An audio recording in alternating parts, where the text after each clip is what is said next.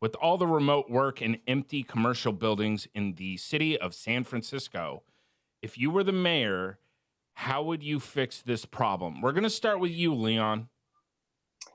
So in the 1980s, I saw this in Kansas City, Missouri. Downtown Kansas City, Missouri was a place that you did not want to go. A lot of abandoned commercial buildings, and it wasn't because of COVID. It wasn't because of anything other than people moved out to the new suburbs of the Kansas City metro, on the Kansas side and the Missouri side. Both were developing outside of the downtown area, and over time, they started to realize that in order for this to be a true major league city, we have to invest back in a downtown area. It talked about ballparks and sports, things of that nature. And they started offering, the mayor and the district started offering incentives for developers to come in and take those old buildings and turn them into things that would attract people. Now, at the World Cup, the Super Bowl, anytime you see a video, live shots from Kansas City, it's from a district called the Power and Light. And that came on national broadcast. We're back. All right. So we had technical difficulties there. We're back now. So before I was interrupted, what I was saying is that in Kansas City, there were incentives given. They created a district called the Power and Light. And anytime you see a World Cup or any event for Super Bowl, what have you, generally it's right by the arena in the Power and Light district. And it started with incentives given to developers to turn those old buildings into condos, apartments, what have you. And there were things that drew people to that specific area. Ding, ding. All right, RJ, what about you, boss? Man, this question is so adorable, and I'm so glad you asked it.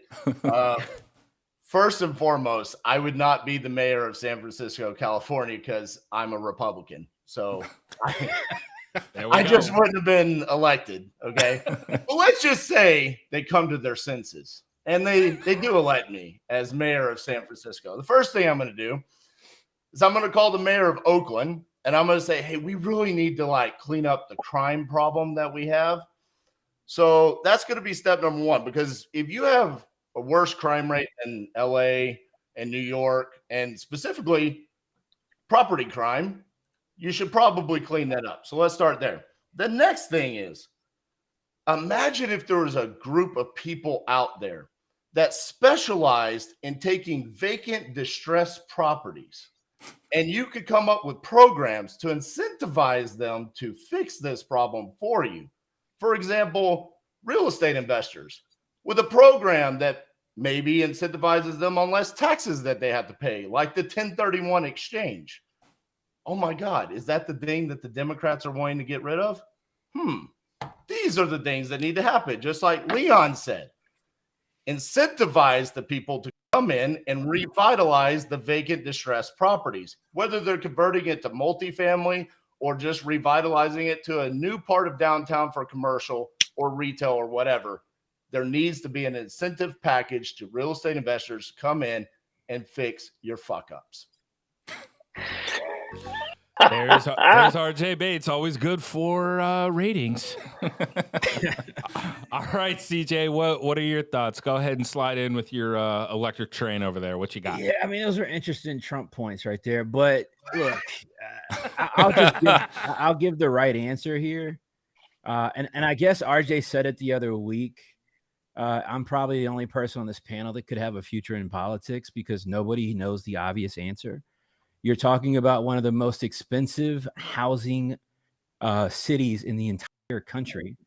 And you have a plethora of vacant office buildings in a commercial industry that is getting ready to take an insane amount of hits over the next couple of years. I think the easy, obvious answer is providing quality, affordable housing and repurposing some of these buildings and giving subsidies to developers so they can provide said housing and still turn or make a profit potentially, and not go into desperate ruin that many of them will face if you're following the information about the commercial industry right now.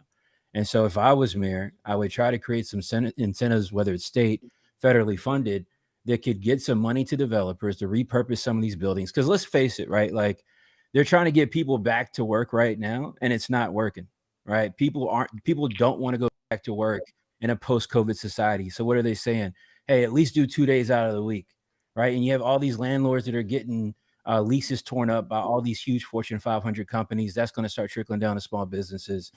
Create incentives and subsidies that can help people repurpose some of these buildings, create some affordable housing in some of these localities that people can't afford to live in right now.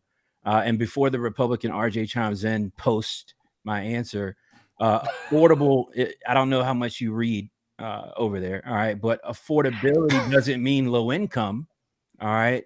Affordable housing, all right, is generally the median area or median income for that particular locality. So this isn't like Section 8 and this, that, and the third. All right, this is affordable housing for people that want to live, work, and play in a place like San Francisco, but can't afford to. And I do think that crime obviously needs to be addressed as well, but we're talking about commercial property at the end of the day.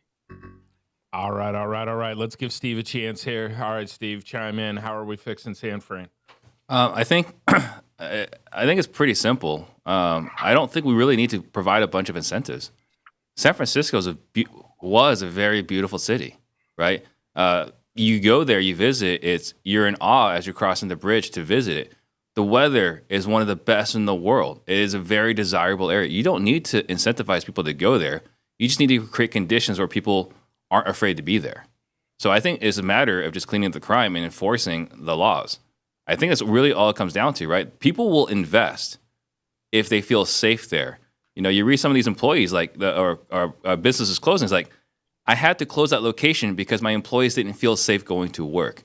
And you look at just, at an international level, there's reasons why we won't invest in certain parts of the world. It's because there's no guarantee that if I invest in that part of the world, that I will have a return on my investment. If they can create some sort of stability, some sort of sanity, that if I invest over here, you guys aren't going to try to, tax me more. Like, not tax me the same, just try to tax me more and so on. I think you can create conditions where people will be wanting to invest within San Francisco.